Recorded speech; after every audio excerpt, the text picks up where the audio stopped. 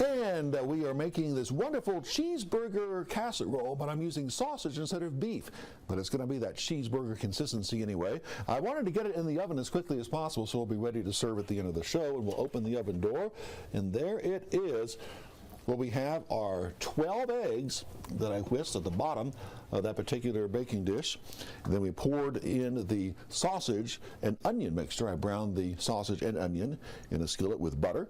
And then we put lots of cheddar cheese on top. It's going to take a good 30 minutes for that to all set. And then we're just going to cut that into squares. And then we're going to be able to enjoy it. It's going to be a really, really easy recipe. And the good thing about this recipe is that you can make it and then cut it into squares. And the squares can actually be frozen.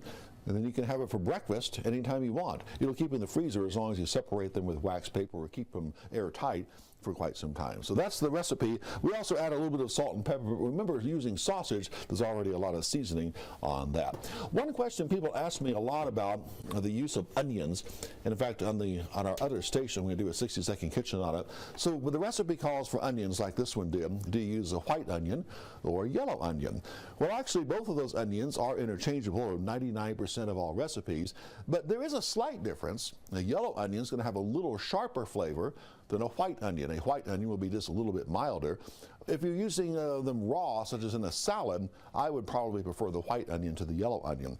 But I guarantee you, if you were blindly tasting a white onion and a yellow onion, you probably wouldn't notice much of a difference. So really, in these kind of recipes, whatever suits your fancy. Now, red onion's a whole different thing, but when onions are called for any recipe, just use either one you want, white or yellow, and stick around. More Good Morning Coda territory coming up.